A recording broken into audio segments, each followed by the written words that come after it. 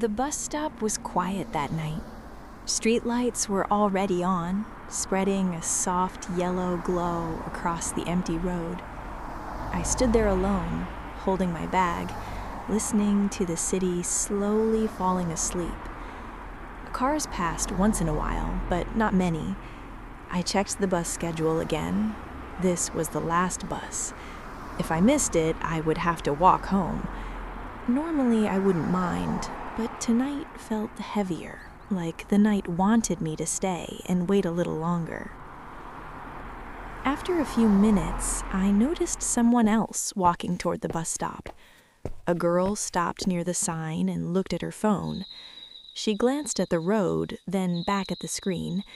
She looked unsure, like she was not completely certain she was in the right place. I stayed silent. At night, silence often feels more safer than talking. The city around us felt paused, as if we were the only two people still awake. After a few minutes, the girl asked, "Is this the last bus for Riverside route?" Her voice was careful, not loud. I looked at the schedule and answered, "Yes, I think so. It's the last bus for that route.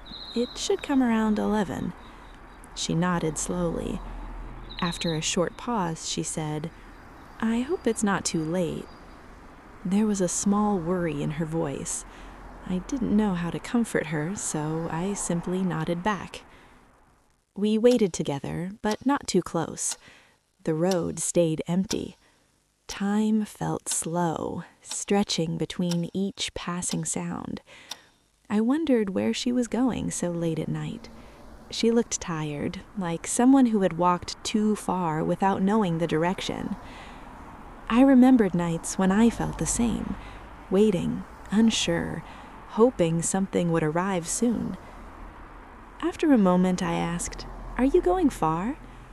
She hesitated before answering. Then she said, "Actually, yes, I think I am lost." She smiled a little, but her eyes didn't.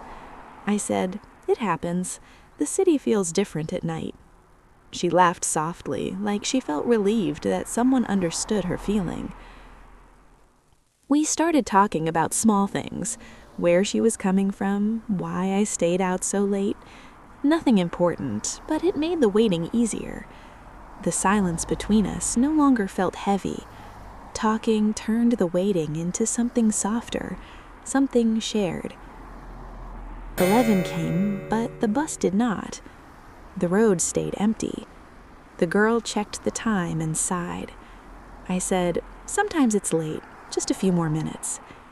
She nodded, trusting my words more than the empty street in front of us. Finally, we heard it, a low engine sound from far away. 2 lights appeared at the end of the road. The bus was coming. The girl smiled, this time without hesitation.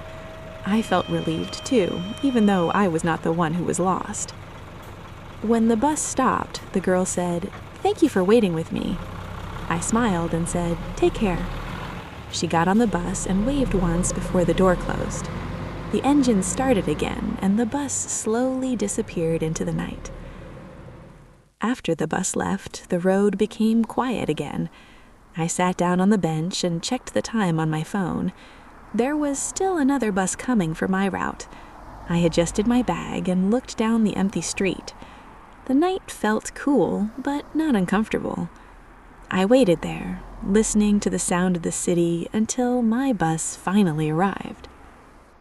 That's the story for today.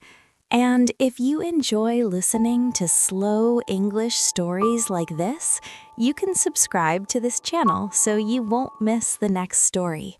Thank you for spending this time with me. I'll see you in the next episode of Chill English Dose.